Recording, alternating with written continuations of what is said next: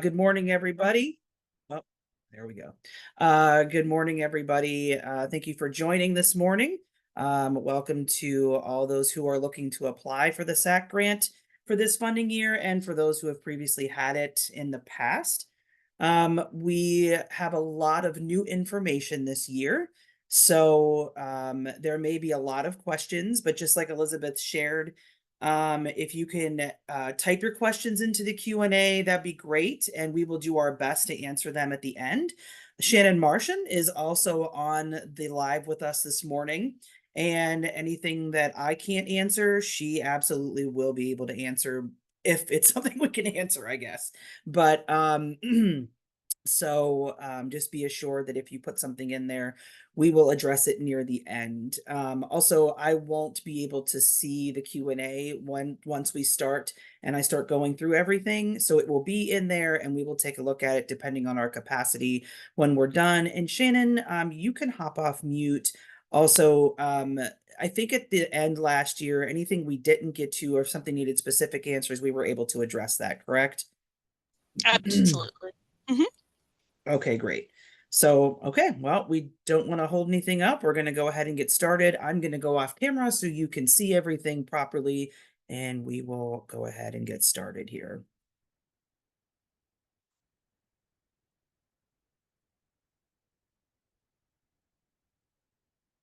Okay, Elizabeth, can you give me a thumbs up if you can see the state budget agency? Okay, great. Okay, so to start us off, we're going to click over this other screen. The first section of this is going to be talking about how do we create an account for the SACC Project Fund. You're going to see this year that it's done differently than we have done in the past. We are going to be going through a portal called eCivis. And so we're going to walk you through how you would do that in a couple of different sets of slide decks and show you directly. So we're trying to make it as detailed as possible for you to be able to walk through this process once you are done with our live today. So to get started, if you get the Monday Must Know from the Office of Early Childhood and Out of School Learning, also known as OECASL, then you would have seen a link that you can see at the top here that says to navigate to. So before I go into this first slide, I do want to show anybody who may not have gotten that link.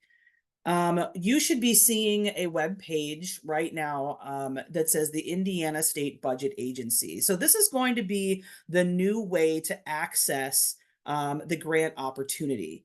So you would go to in.gov/SBA/SBA. So, and as you can see, or you could just Google Indiana State Budget Agency and it will give you a link to go directly here. Once you are here at this home page, the landing page, you would go down to this purple hand here that says Grants Management, and you would click onto that. And then you will see another section that says State Agency Grant Opportunities, and you can click onto that. And that's where you will get this landing page that you can scroll down to see what it is you're looking for. And in this case, you are looking for the school-age childcare grant from the Office of Early Childhood and Out of School Learning. So this is the way that you can get to it if you do not have the direct link from the Monday Must Know. So we're going to go back to where we left off.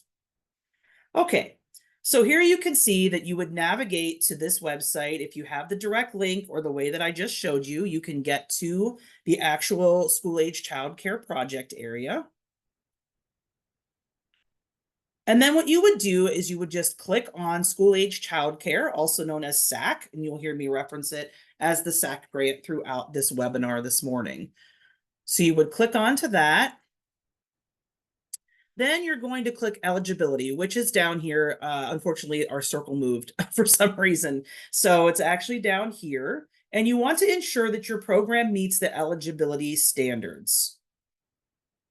And we're going to talk a little bit more about those as we get into the next section. But then the next thing you would do was click apply. And then what will happen is you will get this that will come up. And you want to be able to create your own account. It says welcome to the portal, and you can see it's by eCivis. So you go down to where the circle is located. You won't see a circle also, by the way. This is just showing you for the webinar purposes. You would go down to create an account. And once you click that, you'll see this page come up.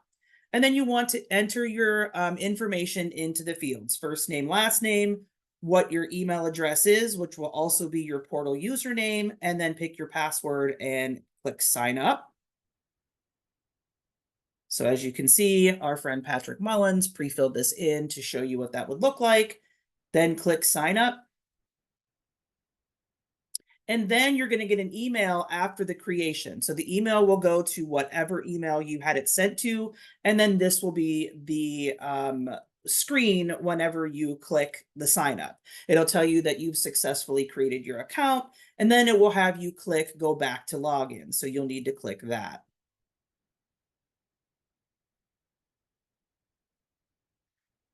So before you can totally go into the portal with your account in eCivis, you will need to make sure you go back to your email, and in your personal email that you signed up with, you will see an email that looks like this. It says, welcome to the portal. And then you'll have to make sure you go in and click confirm my account, like you can see right here in the circle, before your account will become activated. So you want to go ahead and click that. And then it will take you back to the portal to log in. And then you would click portal login. Please be sure that you are clicking portal login and you are not going to the grant network login, okay? Because they are two different logins. So you've signed up for the portal, so you want to make sure that's what you click. So that's just the opening slide deck for everybody to understand how do we access where the grant is located, and then how do we create an account to be able to start our application. So now we're going to go to how do we actually do it? And we're going to talk through those eligibility requirements, and you'll see that as we go through the slide deck.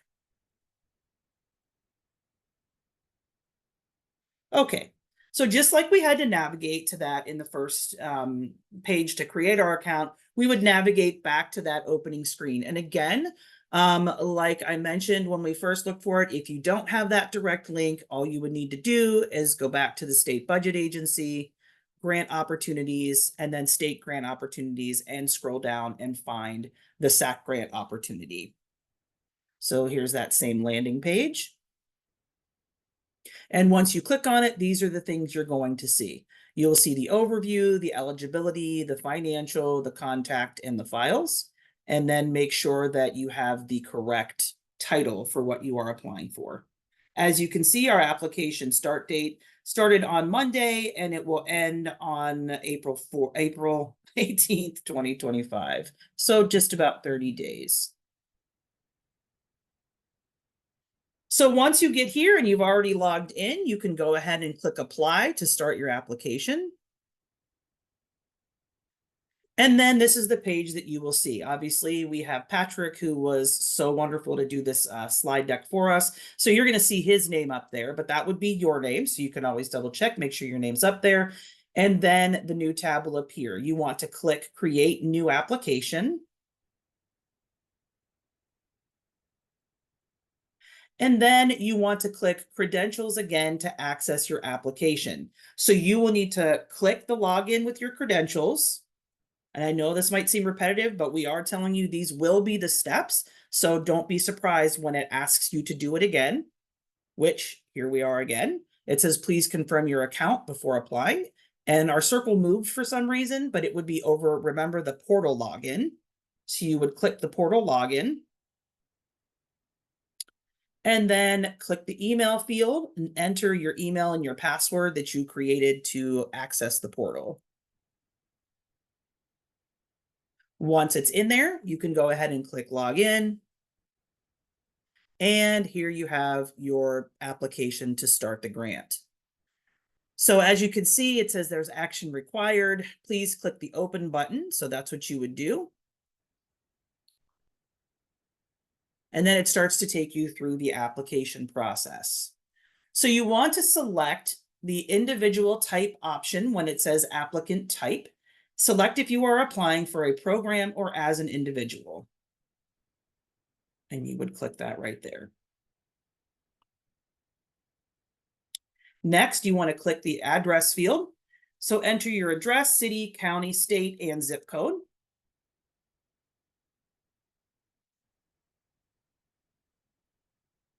Go ahead and click telephone number field and do not include dashes or spaces. You're just putting your 10-digit telephone number.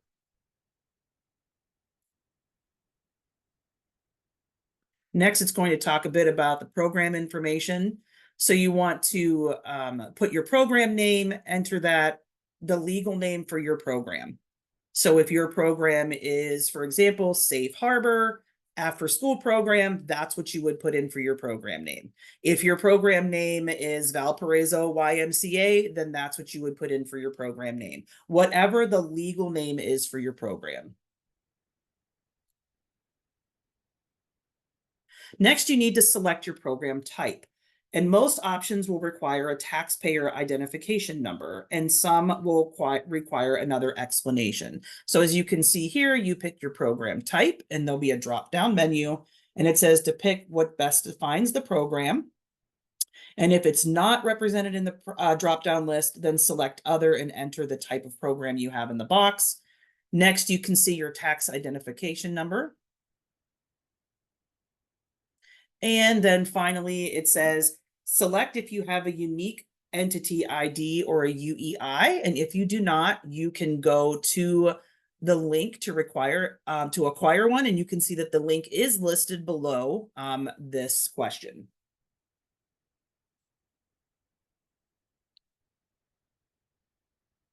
Next, you want to click the employer identification number, also known as the EIN, and input your EIN right there.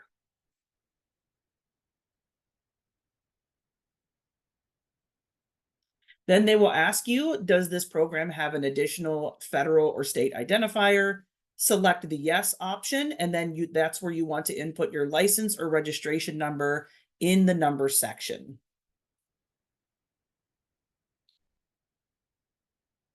Then you'll go ahead and click address field and input the program address, city, county, state, and zip code.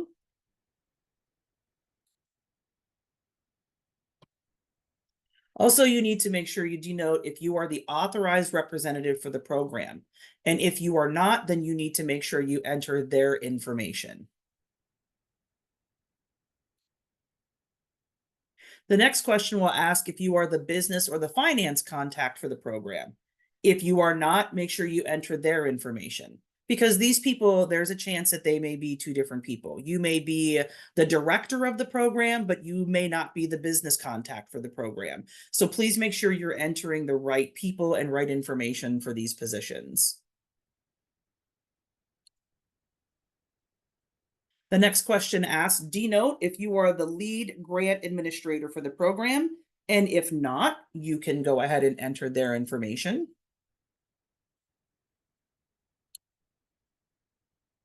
And then finally, after you have all of this written down, you can go ahead and click Create Profile. And it will generate the profile for the application. Next, you want to click Application Submission to access the SACC application. And you can see where the orange circle is. That's where you would go ahead and click on.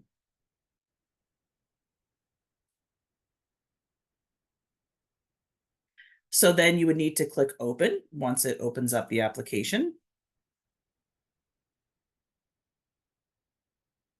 And then we start to fill in our general information. So you want to click Program Name and enter the program name here. And enter a desired application title. This is what's going to show in the portal. You can choose whatever title you'd like for it, but just make sure your program name and that you have an application title. As you can see right there. Next, you need to be sure to read the school age childcare grant details and requirements, and we're going to talk a little bit about those. So that's right after the application title. So we're not going to go through every single one of these, but I do want to make sure that we understand Even though you may be able to apply, there may be a reason in the end that you were ineligible to receive the grant. So we want to make sure that you have a full understanding of what is expected and how this is defined. So I definitely want to go through these top three. So as defined, the purpose of the SACC project fund is to support school-age childcare programs that offer care to children who are at least 5 years of age, but less than 15 years of age for the following periods of time. First, before or after school, or after the school day, or both, during the regular school year or during summer school if it's offered. Number two, when school is not in session for breaks, excluding summer break. And three, when school is in session for students who are enrolled in a full day or half day kindergarten program and need care outside of the school program hours. Sometimes we get a lot of questions regarding, well, if I have a summer program, would I be eligible for this grant? You would not, only if you don't offer summer care, or I'm sorry, only if you don't offer before and after and out of school time care throughout the year. So you have to have additional programming, like it says in number one. Sometimes there's questions regarding, well, I have 5-year-old students, so would I be eligible for the grant? Just because the children are 5 does not necessarily make you eligible. It has to meet number 3, that when school is in session for students who are enrolled in a full day or half day kindergarten program and need care outside school program hours. Because we know that sometimes some children don't start kindergarten until they're 6, and we have 5-year-olds maybe in a pre-K, but unfortunately, if it's a pre-K, that does not make you eligible. Next, we're going to take a look at what allowable expenses are, because we are going to hit those. So let's just go through them. You're going to be able to use it for staffing. And please remember that funds may be used to pay for school age program staff salaries, not to exceed 90% of the actual staff cost. So that basically means that if you're going to pay somebody, let's say $40,000, then the SACC grant can be used to cover 90% of that. But 10% of that $40,000, which would be $4,000, would have to be covered by your own program costs. Next, there's going to be a section that's titled Program Enrichment. Now, this may include the cost of developmentally appropriate activities to promote children's learning and develop, such as tutoring services, computer training, sports program, performance art, math, science programming, also reimbursable expenses that could incur, including instructor fees and consumable products that are used for the program. So you may need reproducibles, you may need just supplies. A lot of that would come under program enrichment.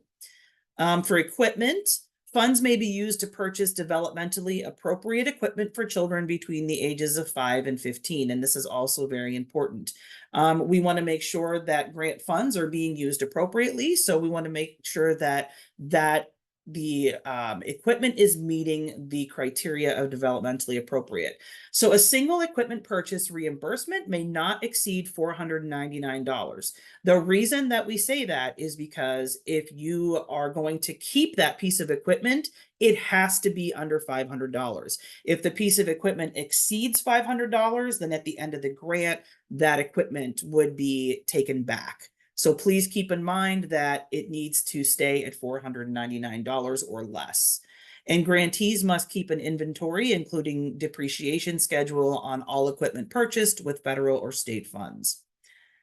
And next we have staff development.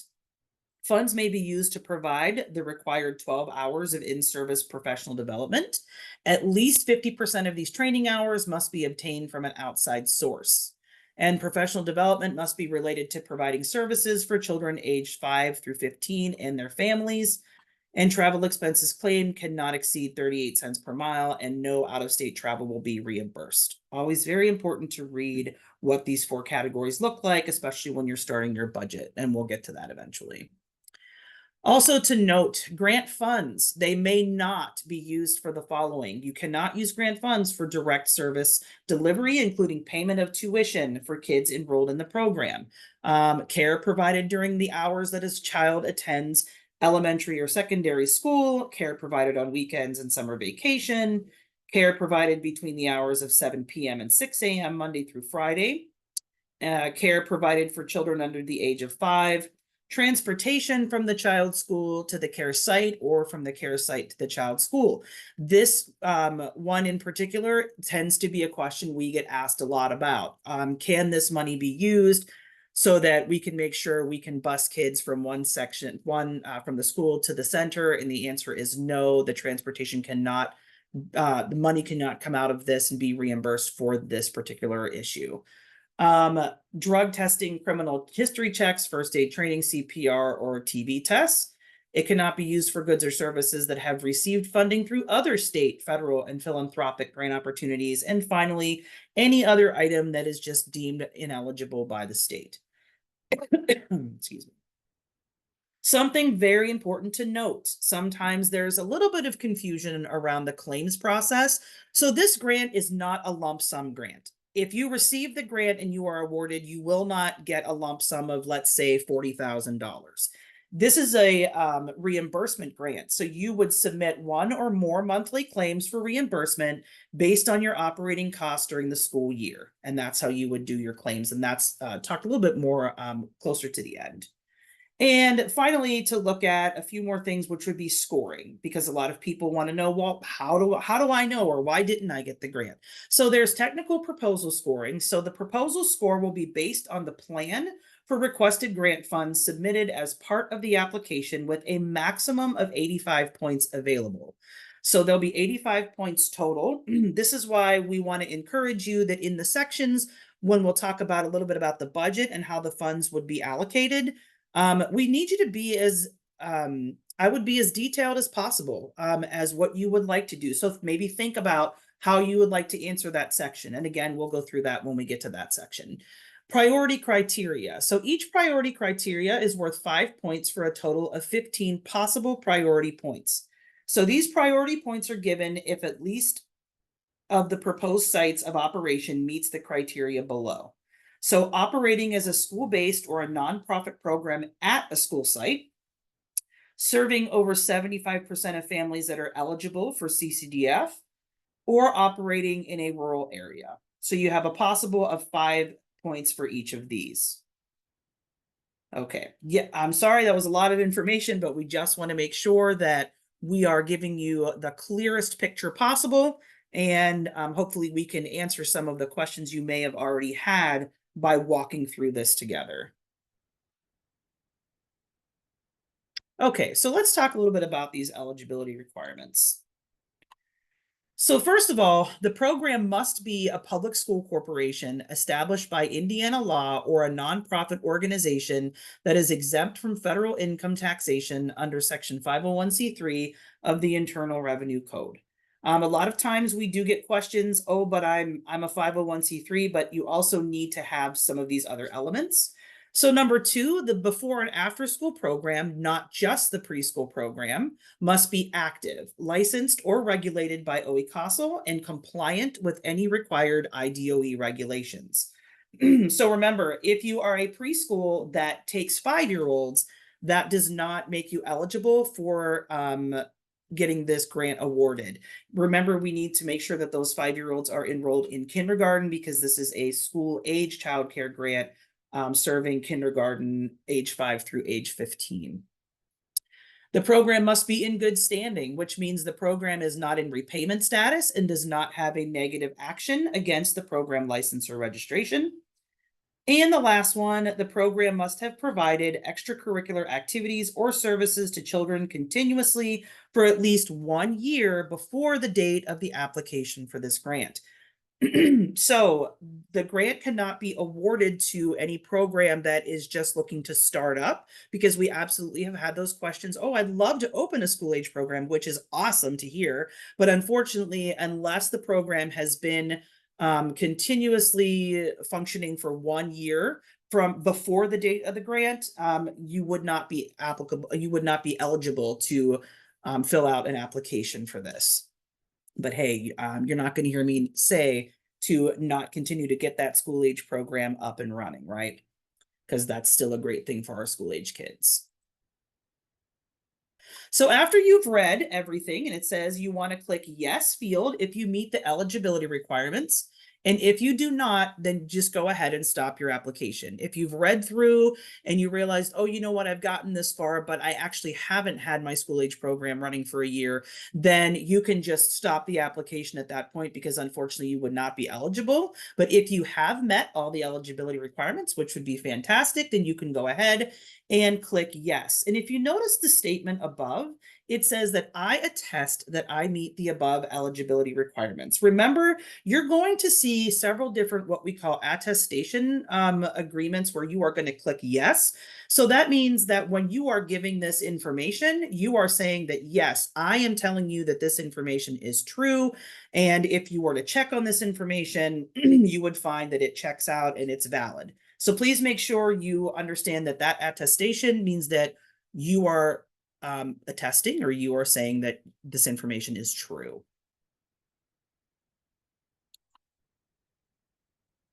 Next, you're going to start the general information. So you want to click the license or registration number field and then enter your facility ID. If you are a registered ministry, we know that that would start off with RM dash with some numbers and so on and so forth. So you want to go ahead and put your license or registration number there. And then as you can see, as you continue on, you would select the appropriate type for your program. So click on whether you are a public-private school, registered or VCP ministry, licensed center, licensed home. Then you can click the program address field and type your program's full address on that line.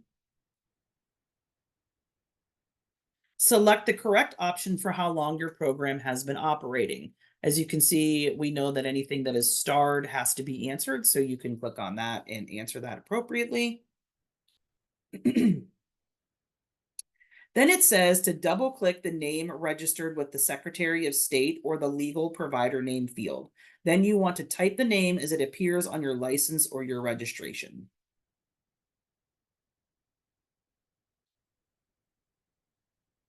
Next, you're going to see a section called the bidder ID. So it says click the please provide your bidder ID field and insert that if it's available. If you do not have a bidder ID, you can go to the link that's provided and click that so that you can attain one. But if you have one, you can go ahead and put that right there. Then click the supplier ID field and enter it if you have one. If you do not have a supplier ID, then you can just enter NA.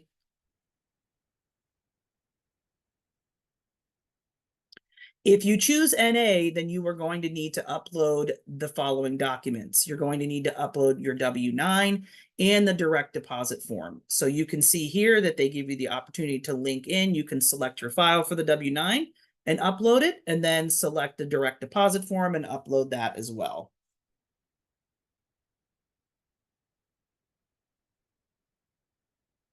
And you need to enter the first name, last name, email, and phone of the individual who will be your claims contact representative. And just like we said before, you may have several people that are involved in this process. So even if you're the director that's filling out the information, you may not be the claims contact person. So if you are, go ahead and put your name. And if not, please put the name of the claims contact here. Then go ahead and enter first name, last name, email, and phone of who will be the one signing the contractual documents. This is your vendor signer information. Again, it may be you, it may not be you. So whoever is your signer of the contracts, you want to put their name in that spot. And then you need to make sure you read through the service provision requirements. We're just going to touch on these. But the goal is that you take the time to please read through what do these service provision requirements mean and what are we expecting to those who do receive funding under the grant. Just some highlights. Best practices. You know, we're looking for people to make sure that best practices are being committed to, that the environment is safe, that the children who are served have developmentally appropriate equipment, especially for school age children, because sometimes that can be an issue. So we want to make sure that our school agers are getting developmentally appropriate equipment and activities. Again, program activities, they're meeting the kids' needs and supporting academic achievement, giving them expanded learning opportunities. Also, that we have an adequate number of qualified staff members, and that these staff need to meet the standards defined in the SACC Policy and Procedures Manual. Then we have enrollment priorities, and this is something that you can go ahead and read on your own, but just remembering what first priority looks like and second priority looks like, and third priority. Also, a sliding fee scale that meets the standards defined in the SACC Policies and Procedures Manual, and an efficient and effective program administration, which includes the following items that you can see here on your screen. Excuse me. And you will have access to read this in the application also. We're just kind of highlighting it so that you can see it as we walk through. And finally, sustainability to maintain the program without state funding as described below. So what this section means also is that if you did not receive funds for the SACC grant, your program should still be able to run and function. The SACC grant is to enhance the programming and to give you an additional opportunity to do some of those things listed under the 4 allocations for spending. So that's why they want to make sure that you have sustainability in your program. So like it says for A, demonstrated ability or plan to ensure the longevity and sustainability of the program beyond the grant period if you get your funding, and demonstrated ability or plan to sustain the program if you get no funding. So we just want to make sure that you have that sustainability. So if you meet those service provision requirements, you can go ahead and click yes in the field that it says right here. But if not, again, you can go ahead and just stop your application. The next section says to read the general agreements. So that's what we want to make sure we do. So we're just going to touch on those. Please review the grant terms. So we're not going to go through every single one of the grant terms, but I just wanted to pop it up here on the screen so that you see what you're going to make sure that you read over. And it goes through a number of assurances, and it shows where the licensing standards are for the assurances as it goes through here. And you can see there's all the way up to, I don't want to make you sick, so I'm trying to go really slow. All the way up to 24, and making sure that you are able to agree with these general agreements for the grant terms. If you agree to the grant terms, then you can, again, go ahead and click yes. And if not, again, you can stop your application. Now, to the meat of everything that we have here for entering some site information. Click the please list the name of your program sites field. If you have multiple sites, you need to follow the on-screen directions. So as you can see from how this is blown up a little bit, it says please list the name of your program site or sites. If you have multiple sites, please provide them as a numbered list. So if you are, again, I'm thinking of a YMCA that probably has multiple sites, you want to go ahead and write your multiple sites down. Number 1, site 1, this school, site 2, that school, site 3, this school. So making sure that you are listing out the sites that are in, that you are wanting to enter for funds. Click the please list the county name of your program site field. If you have multiple sites, follow the directions as you did in the program name. This is very important because depending on where you are and what counties you are in, if you are in multiple counties, there is potential for additional funding as opposed to funding limits within one county. So please make sure that your counties are listed next to the sites that you name. And as you can see, the names are in the first section and the counties are listed in the second. Site 1, county, and so on and so forth. Next is to read the budget information and insert the costs for staffing funds, program enrichment, equipment, staff development, and each category will have its own section. So for example, if you have multiple sites, please provide them as a numbered list. So number 1, this is what you're requesting. Number 2, this is what you're requesting. Number 3, so on and so forth. Repeat this for each category. And if you are not requesting funds, just enter $0 for that category.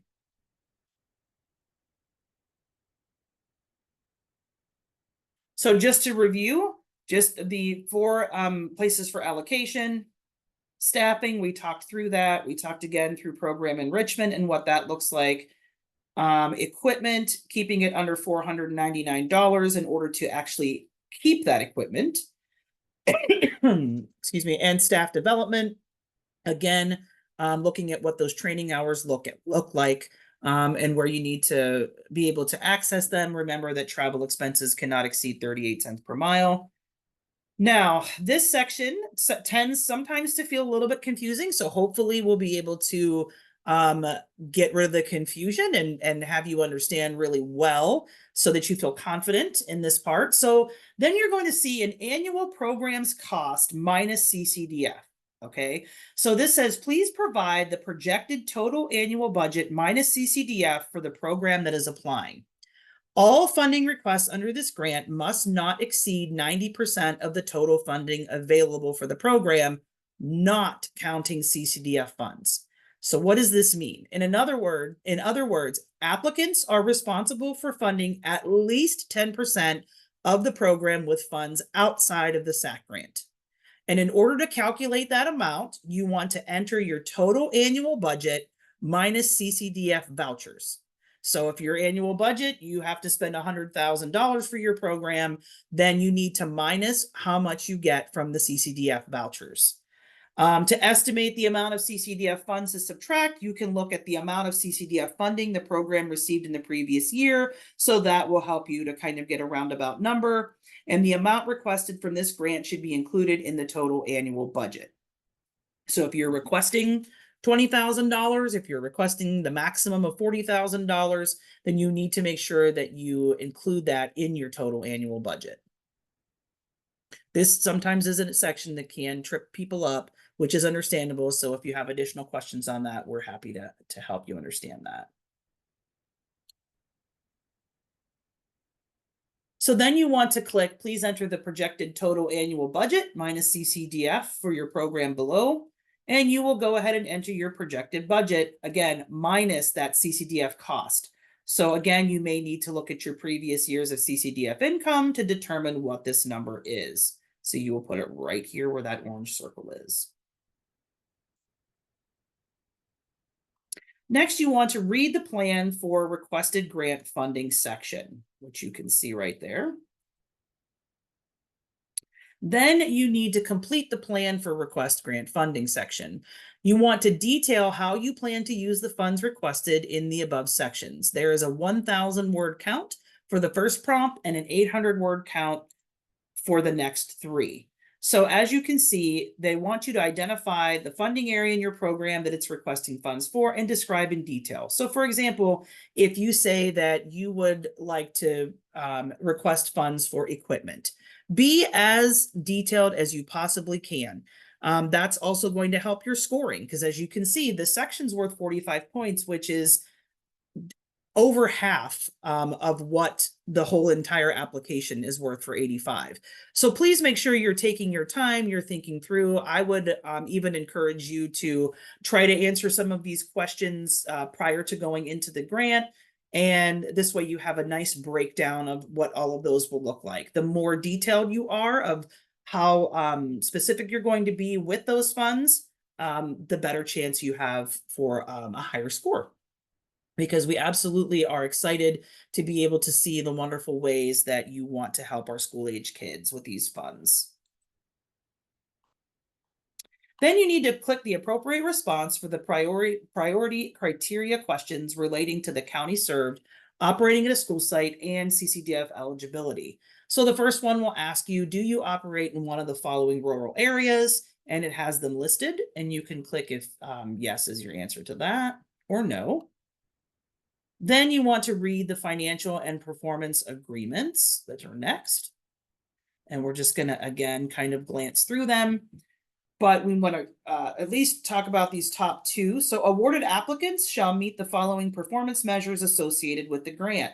1, grantees shall submit claims for reimbursement within 60 calendar days following the end of the month which a cost was incurred. And then 2, grantees shall achieve a satisfactory or better rating on 85% of all completed family surveys at the middle and the end of each program year. And as it continues to say, if the state determines that the grantee is not meeting those performance measures, there is a chance that you can submit within 15 calendar days a corrective action plan, and the state will determine whether or not the performance measure was a non-compliance. And you can continue to read. I don't want to take the time to read all of this, but you will see this and go ahead and read through it. And finally, at the end, additionally, grantees are required to utilize 100% of their grant funding allocation. Failure to fully utilize the full SFY 2026 allocation may result in ineligibility to receive future grant funding from OE-CASEL. So hopefully that is pretty clear. We are nearing the finish line, everybody. Next, you would click yes to the field if you agree to the measures. And if not, then obviously you would go ahead and stop the application. This next question, you click yes in the field if you attest to contributing at least 10% of annual program costs. Again, this is something we mentioned before. So you are attesting that your program will contribute at least 10% of the annual program cost in the applicable county after any CCDF funds have been subtracted. And you can click yes there. Next, you need to click yes in the field if you agree to complete the Indiana Quality Program Assessment at each site, also known as the INQPSA. Let me go back to this a minute. The INQPSA, for those of you who are not familiar, is it is what it says, which is a quality program self-assessment, but it goes through some of the standards through the Indiana After School Standards, and just allows you the opportunity to see, where does my program fall? What are some great things that my program is doing? But then what are some things and where are some areas that my program can possibly use some help? And I think it not only are you required to do it, but you would go ahead and click yes. But it's also a great tool for you to continue to want to have quality in your out of school time programming. And then if you find some places that, wow, we actually score kind of low here, that does not affect whether or not you get the grant. It's just taking a look at where your program is and committing to quality of how you can improve your programming for your school age children. And if you find that there are areas you do need some additional assistance in, we at Spark have our coaches on hand to be able to help. To guide, and also Indiana After School Network, who is in charge of the INQPSA, can also give additional recommendations for how you can improve your program quality. Next, we have read the important budget instructions. So you need to make sure you read this section before you fill the budget out. So what do these say? So we're going to take a look. So before you leave the form, please note that once you finish filling out this portion of the application, you are still required to provide budget information before you can fully submit. That's extremely important. So you click the Mark Complete button, and then you're going to see a section titled Applications Budget. And under that, you'll find the title that you provided for your application under Project Title. So you can go into the column Actions, you click the 3-bar icon in the associated row, and then click Edit Budget, and we'll show you that. After you click Edit Budget, you'll be taken to a page where there are 10 lines for different cost categories: personnel, fringe benefits, so on and so forth. You should only fill out line 7, titled Grant Program. Please do not fill out any other budget line items. So I'm going to repeat this one because it may seem like, oh my goodness, what do I put for fringe benefit? You don't even need to worry. You are only filling out line 7, titled Grant Program. Okay, that should ease any anxieties for that. Do not fill out any other budget line. In line 7, you will enter the total amount you are requesting across all of your sites. Very important, all of your sites. You should then click Save Changes button, and then please note that you do not need to provide any budget narrative information. A pop-up box will appear. Please hit save, and then you will see a notification that your budget has been saved in the top right corner. And then click return to application in blue. And then once you have read through those beginning what we just said in blue, you can see right here, you can click mark complete. And you can see down here what the budget looks like. There's those 3 lines that we talked about. Now you can click here to start additional budget information. And it says right here, below you will find a section for each step that needs to be completed for you to submit your information. If the action is required, click open to complete the section. Once you have completed all required items for the step, be sure to click submit. But before submitting, you will be able to edit any section. Really important. Once you submitted, you will be unable to make changes. That means through the whole application. So please make sure you are taking care to go through, go back and check, make sure your title information is correct, make sure your budget submitting information is correct, just that all of the components of the application are correct before you hit submit. So down here is where you can click to edit the budget in these little lines right here. And just like we talked about, click the blue titles to edit your budget and enter the total amount you are requesting across all sites. Very important, you will only complete 7 grant program. So don't worry about all those other ones. Then you will click Save Changes to save your budget line item for 7 grant program. Then click Save, which is over here. Our circle moved a little bit. And then click Return to Application so that you can see your application and walk through it.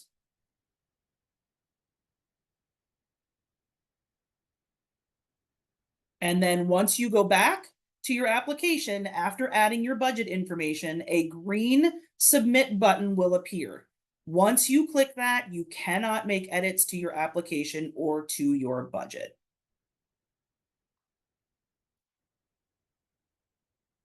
So with that, that brings us to the end of our application account creation and how we can fill out our application through the new eCivis portal. I'm going to stop share here.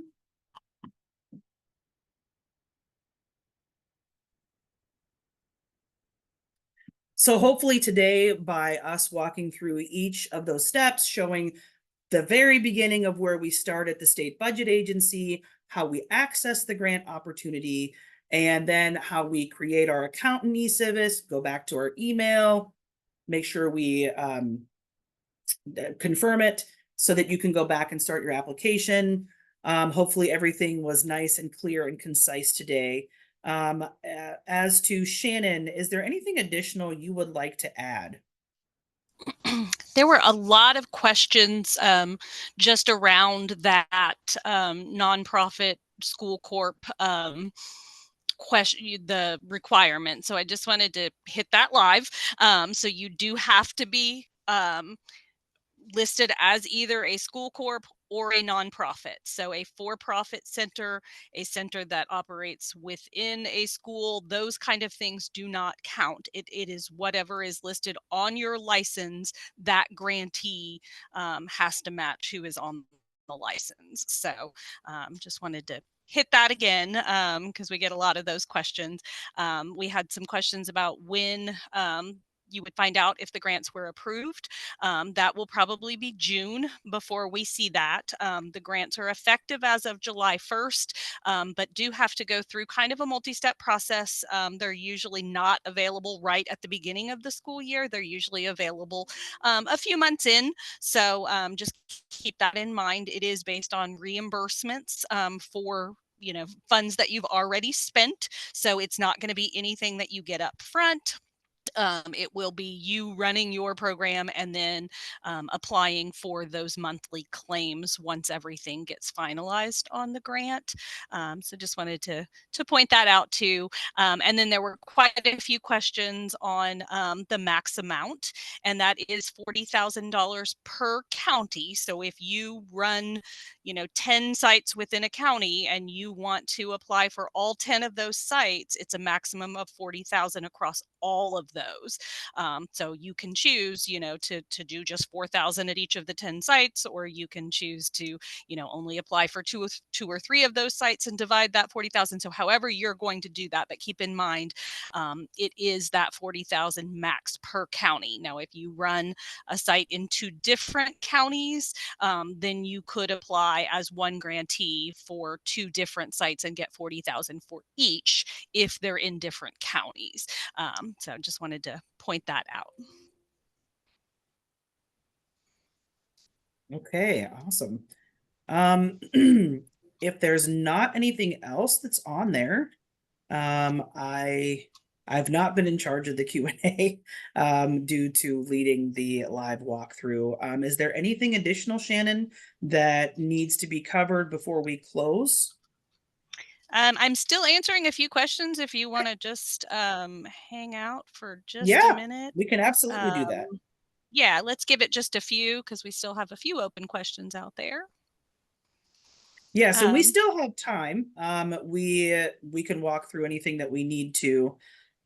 Also, just as additional information, this live walkthrough will be posted on our SACC landing page on our Spark Learning Lab website, so that if there was something you may have missed or you need to go back and walk through it again just for some clarity, you'll be able to access it without any problem.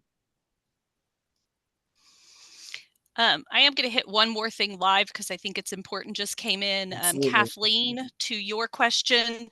The monthly reimbursement, it depends on your budget and your program. So if your program is so big that you can claim 40,000 in 1 month because that is less than 90% of your operating budget, then you could get that reimbursed all at one time. We do have programs that, claim it over a handful of months, and then we have some of the smaller programs who have to claim it over the entire school year in order to get all that money back. So that is completely up to you, depending on your operating budget, how much of that you're claiming each month. And Erica, do you mind if you're able to putting back up the very beginning of your slides that show how to access the grant application from the website? Are you able to grab that? Because I've had several questions about that. Yep, I'll go back to the beginning here and share it. And I know we're sharing the recording, and it'll the FAQs are all on Spark's website, so those are super helpful. But several people were trying to get into it right now, so I figured if you had a second That's to okay. do that, that'd be great. Absolutely. Yeah, and we have the time, which is no problem. Um, so what you would do is you would navigate to the in.gov SBA, which is the state budget agency, and you can also just Google Indiana State Budget Agency, and this is the page that you'll get their home landing page. And then you would go down here to this purple box, which is grants management, and you click on that. And then you'll see these boxes come back up again. And here we are with a purple hand yet again, the state agency grant opportunities. You would click on this. And then you'll see this come up. And so what you need to do is you may look at it and go, oh no, it's not on there. But if you look right here, there's a scroll bar. So you can scroll down until you see right here, the 501-FSSA, Office of Early Childhood and Out of School Learning. And here you have the school age project fund. And then you would just click on that and it would start to take you through the application process.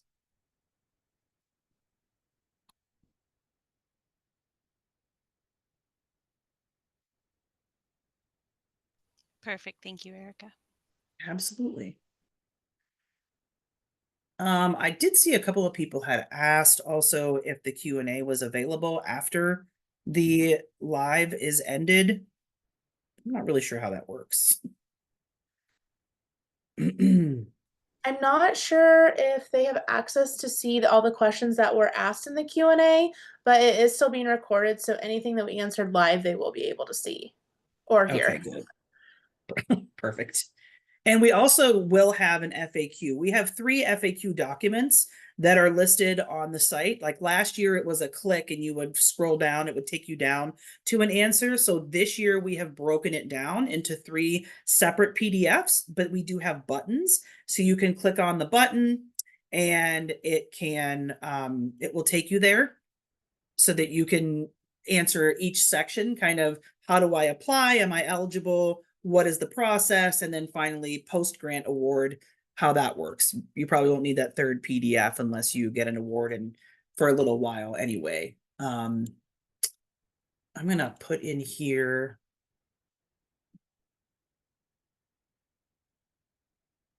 I'm gonna give you guys those that remain. I can go ahead and give you the landing page that you will find this information on for Spark.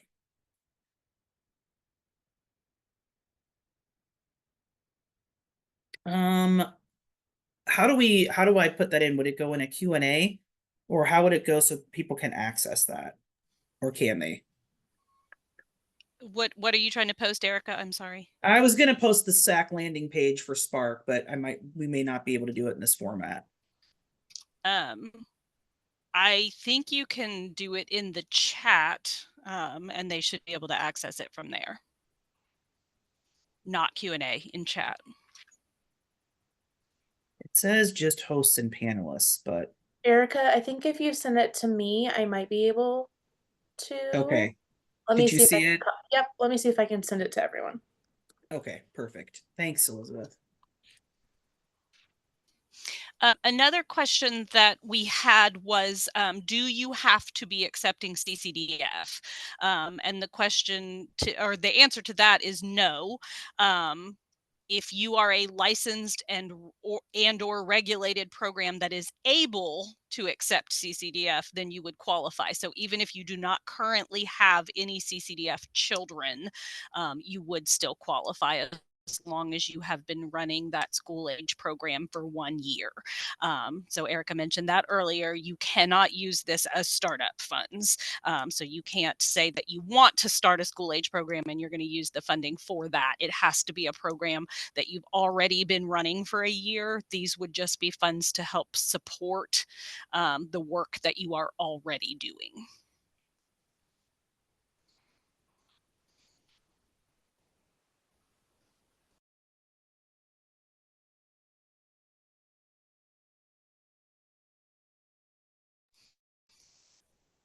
And Kathleen, you said that the answer was still a little unclear about the reimbursement amount.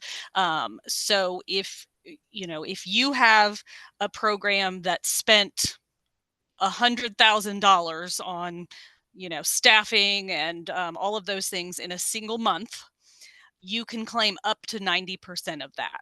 So that would be $90,000. And I'm just using nice round numbers so my brain does the math.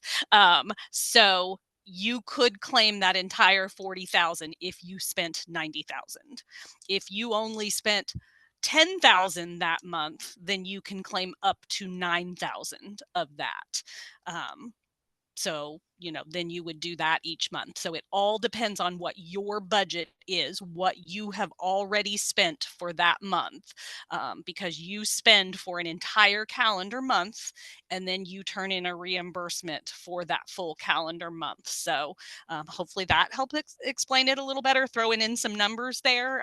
Again, those are those are pretty big numbers, but that's what you are able to do is claim up to 90% of your actual expenditures, and then of course not to exceed the $40,000 maximum grant.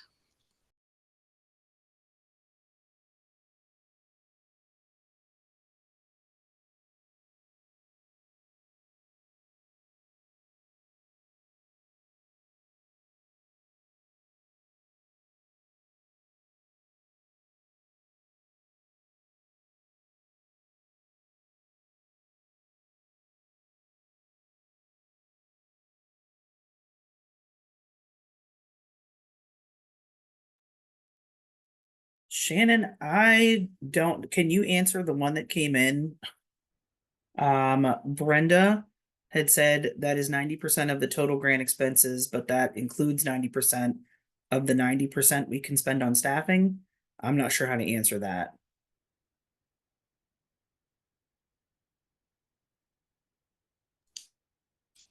Can we have you say more, Brenda? Are we able to unmute anybody?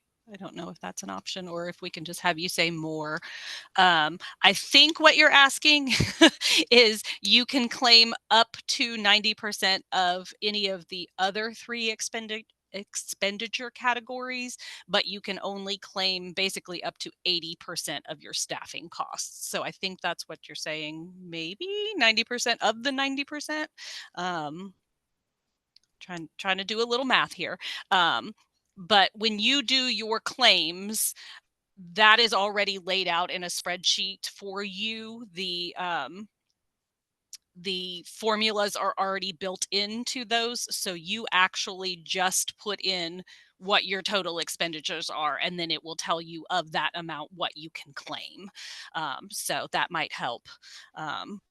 With those numbers for you. So you say, I spent this much on staffing, and it says, okay, you can claim this much of that. I spent this much on equipment. Okay, you can claim this much of that. So those formulas already do that for you. And she says, yes, that's what she's asking. So thank you, Brenda. I thought that's where you were going with that, but I just wanted to make sure. So yeah, we made that process very simple where you don't have to do any of those calculations. All you have to do is add all of those things together and plug a number into the spreadsheet, and it will tell you of those expenditures for that month how much you're actually able to claim. And it also keeps a running total. So if that site was awarded $40,000, it keeps a running total for you that tells you how much is left that you can still spend for that grant. If you put an amount in each category, do you have to keep those categories, or can you choose not to do one and spend more in a different category? No, you do not have to. Those can be spent across any category. A lot of our programs do everything in staffing because obviously that's where your highest expenses are. But you can pick and choose. So if you haven't claimed equipment all year and now it's the end of the year and you need to throw in some equipment, you can definitely do that. So you are not tied to how much you thought you might spend in each of the categories. There's another question here about if it's for what your expenses for your whole program. And no, that is just what you are spending on your school age children, your school age program. Same with, equipment, enrichment, any of those things, and staffing all has to be just for those things that are directly related to before and after school care. So if you have teachers that teach a preschool program during the day and then go over and teach your before and after school kids in the afternoon, you cannot claim the portion of their salary that is used on your preschool program. So only what you're paying them for those hours they're doing after school care. You cannot claim equipment for the whole program, only for what would directly support equipment that you would be using for school age children.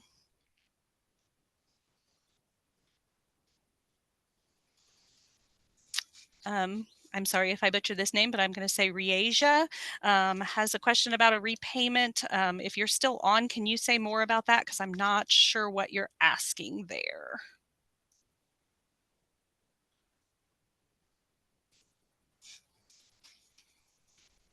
Shannon, I know some people are raising their hand, but I don't have the ability to let them come off mute. So Okay, no problem. I think they still If just you have are to type raising your that. hand, yeah, if you're raising your hand, please just put that in the chat. Sorry, we had such a large number of participants today that sometimes Zoom will not give us all of those options. So, please, if you have a question, drop those in the chat. Or if we end up not getting to your question, you are welcome to email as well, and we can make sure that we get those answered for you.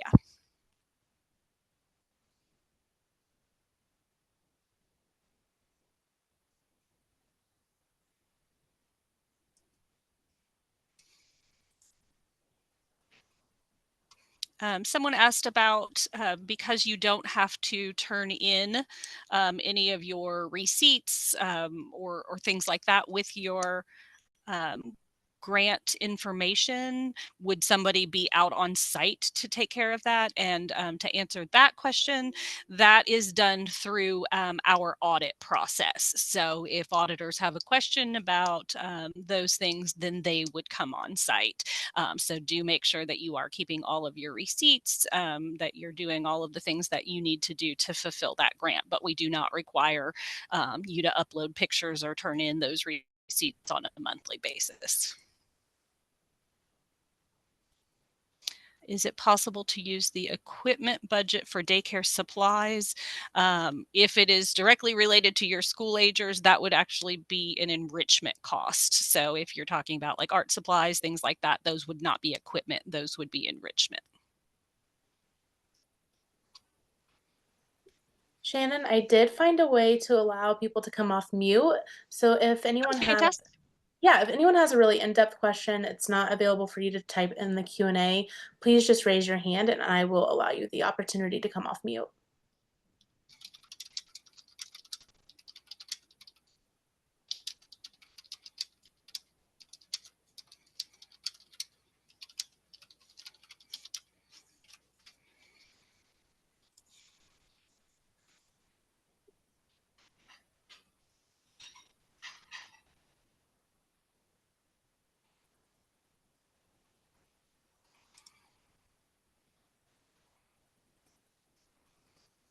Someone did ask a question about the 40,000 again. So that is divided not between applicants in each county, but between your sites in each county. So for example, a YMCA that is operating in a county that has 5 locations could apply for all 5 of those. The 40,000 would be divided between those 5 sites, either evenly or however they select that.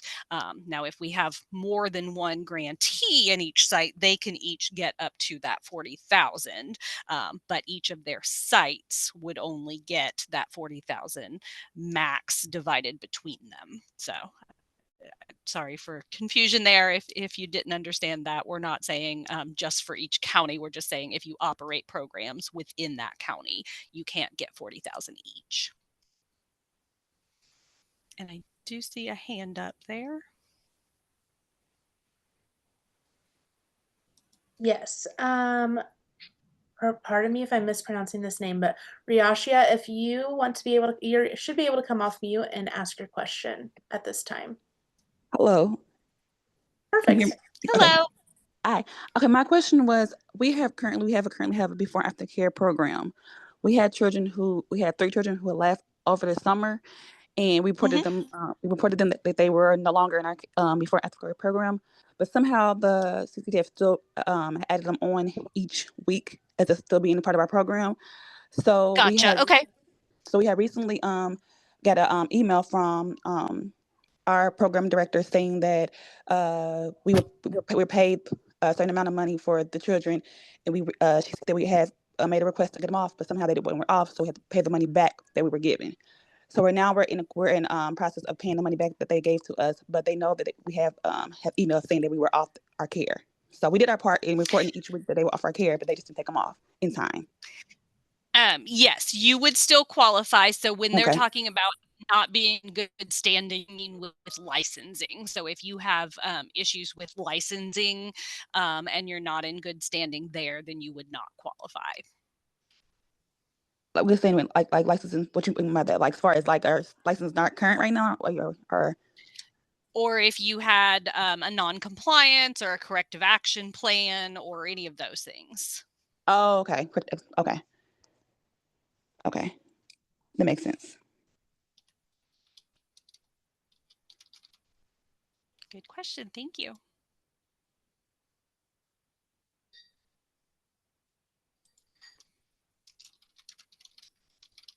Kathleen, you should be able to ask your question whenever you are ready. Okay, you guys can hear me? Yes.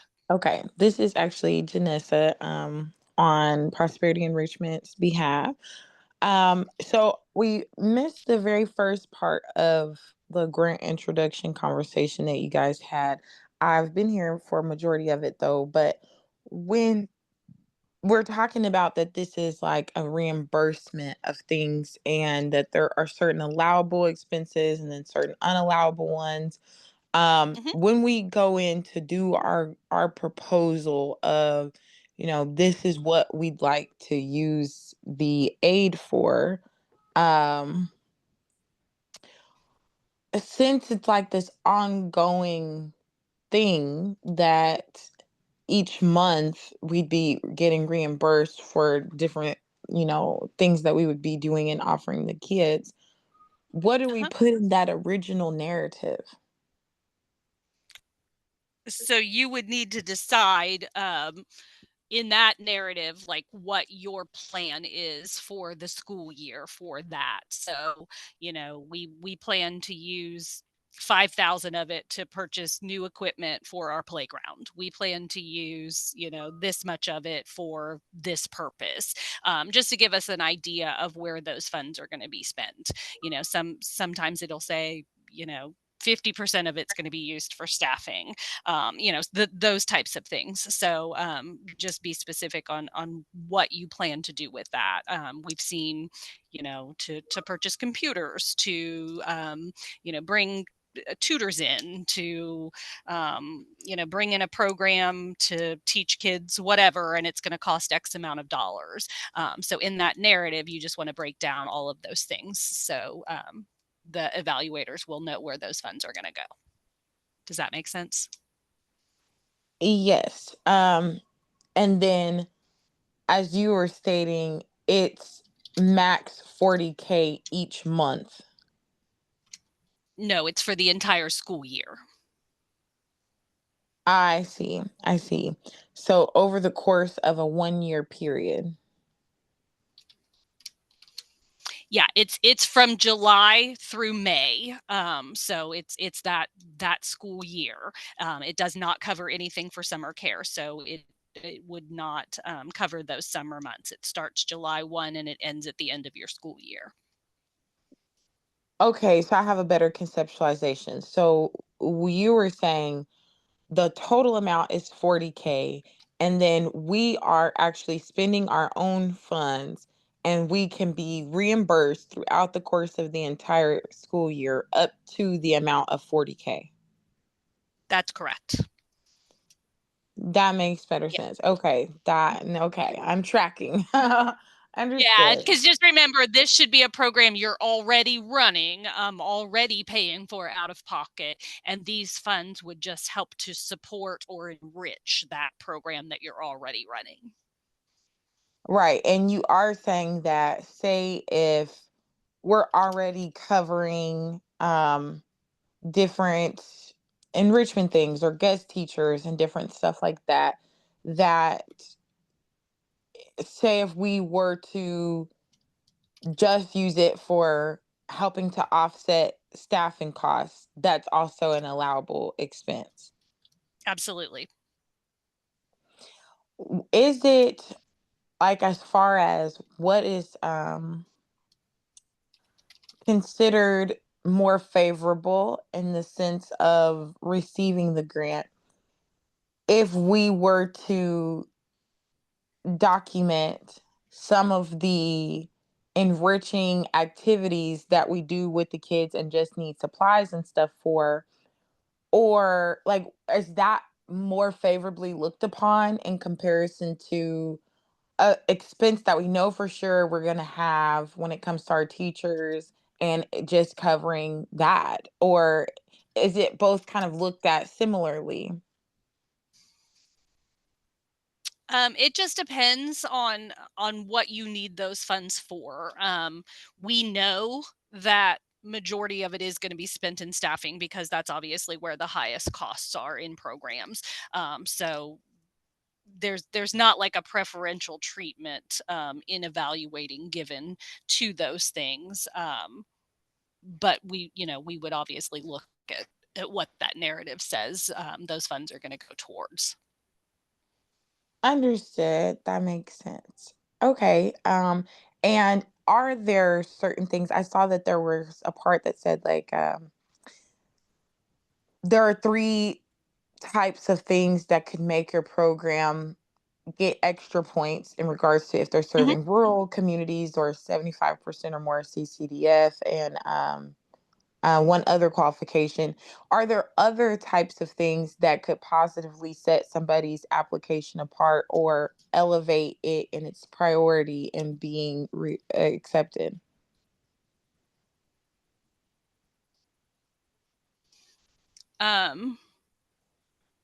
Not necessarily, no. So those things that are in your narrative are evaluated by a whole team of evaluators who will give it scores, and those scores are weighted, and all of those things. Those priority points are never seen by the evaluators. Those are added at the end based on the status of that program.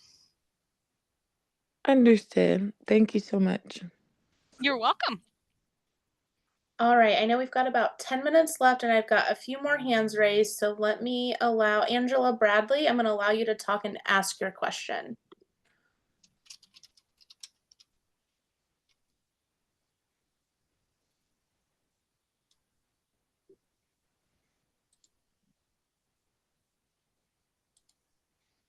I don't know if Angela is here. Angela Bradley, are you on this call to answer or to ask your question? Hello? There Can you you hear go. me now? Yes, Okay, ma'am. I don't know what happened. I might have did it by accident, but is it for daycare centers too? Because I'm like part in a school. I'm like, I have my daycare center in a part for, it was a school, but they have a ministry and on the other side. Am I available? Can I apply for that? You would only be able to apply if you are listed as a nonprofit. So if you have a Oh, 501c3. okay, understood. Thank you so much. That's the only question I had. Okay, you're welcome. Okay, Angela Hunt, I'm going to allow you to come off mute and ask your question. Okay, I think I kind of confused myself a little bit with the budget, and it's totally on me, but so when we are turning in like the monthly reimbursements with the expenses, it's only the expenses for our school age program. However, when we are doing the application, I think this is where my confusion is the budget, the annual budget, is that going to be the annual budget as our program as a whole, or just our school age budget? So that will be your annual program as a whole, because we can't award the full 40,000 if it's not supported by your whole annual budget. But then your claims are based just on your school age program. Okay, thank you. I think that's where I was confusing myself. Okay.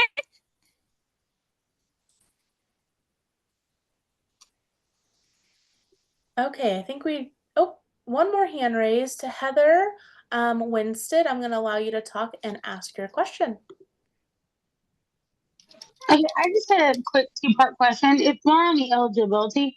We've been running our nonprofit since 2023, but I'm not positive if our before and after school has been 12 months. We're kind of on that line. Is it the whole program, or does the school age program need to be the full 12 months to be eligible? It is for the school age program, but because we know school agers don't go year round necessarily, like as long as you've been running it since school started, you should be fine there. Okay, and my other question is, we are actually transferring our location, but we're licensing, and I don't know if it's technically under a new license, because they're coming out, we're gonna have a new name, but we're going to a different building. Would we be starting over on that timeline, or would it continue since we're same director, same facility, we're just transitioning to a different building? It should be okay. If you want to send me an email with some specifics, that would be helpful. Okay. That way I can look at that, because we need to make sure it's going to be fully licensed before you apply this month and everything. Okay. Okay, for perfect. that. Thank you.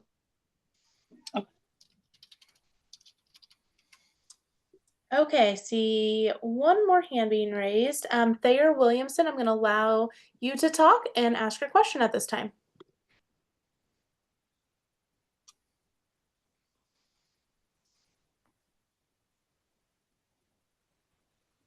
Thayer, if you can hear us, you can unmute yourself. Did that work? You did. Okay. Good afternoon or good morning still, I guess.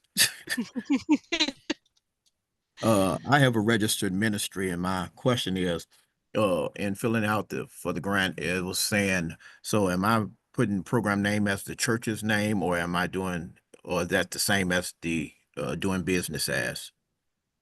It would be whatever is on your license, your Okay. So registration. the program name and the doing business as will be the same. Got you. Okay. Perfect. That would be that's my question. Thank you. You're welcome.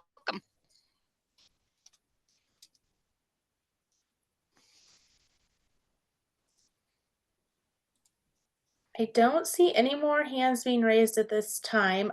We do still have about 7 minutes. You're able to share some questions in the Q&A box. If you have some more questions, we might be able to answer them live as well. But we will be on for about 6 more minutes at this time. I am going to share my screen briefly. We have just a quick training evaluation just to see how things went today. You can scan that QR code that is on the screen. If you are unable to scan this QR code because you are currently on your phone viewing this training, I've got you. I'm going to drop in the chat a link to our training evaluation survey. But again, you'll just select the date, which is today, March 19th, and the title of our training, which is Live Resource, What You Need to Know About the School Age Child Care Grant. So that is all available to you. I will keep this screen up, but we will still be available to answer questions for the next few minutes.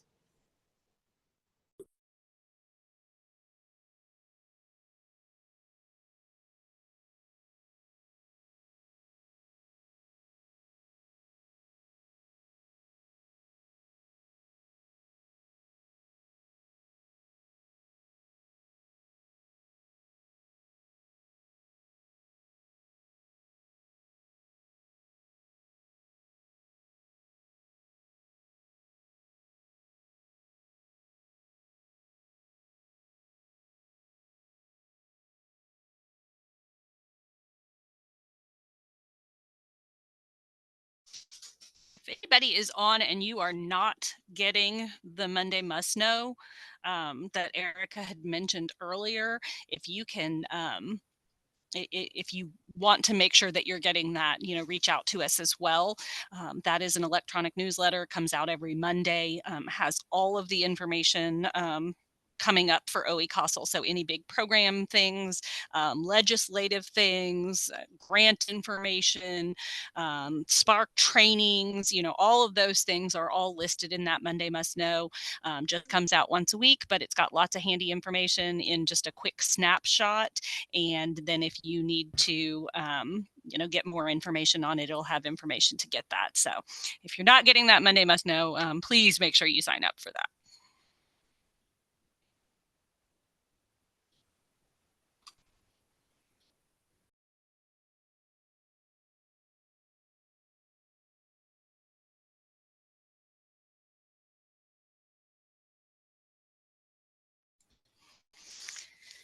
And again, if you have specific questions, feel free to reach out to Spark Help Desk after the training. We can drop in the number for them into the chat, or reach out to me if there's something that you need. So some of those more technical questions or some of those more specifics to your program, we're happy to answer when we have a little more time to do so. I know we're almost out of time here and we've had a lot of fantastic questions and participation. So.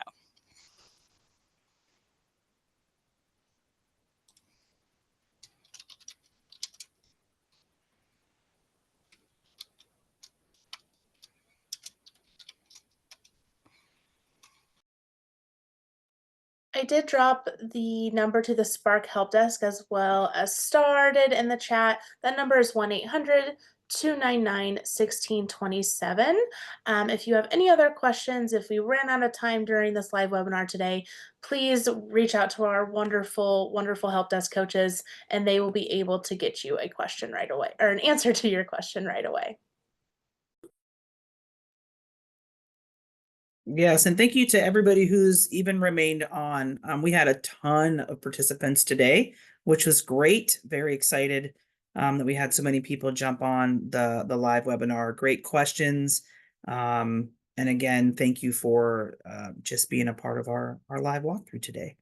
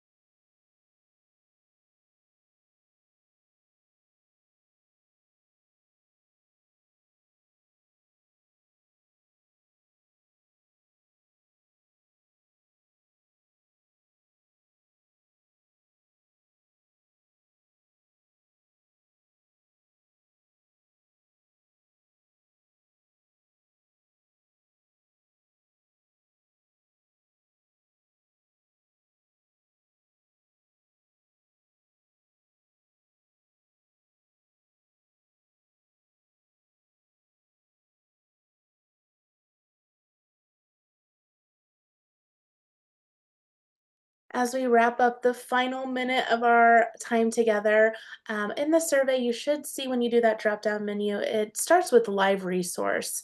So it's the live resource, what you need to know about the school-age childcare grant, and that's March 19th. If you're having trouble accessing that, I will drop that link in the chat again.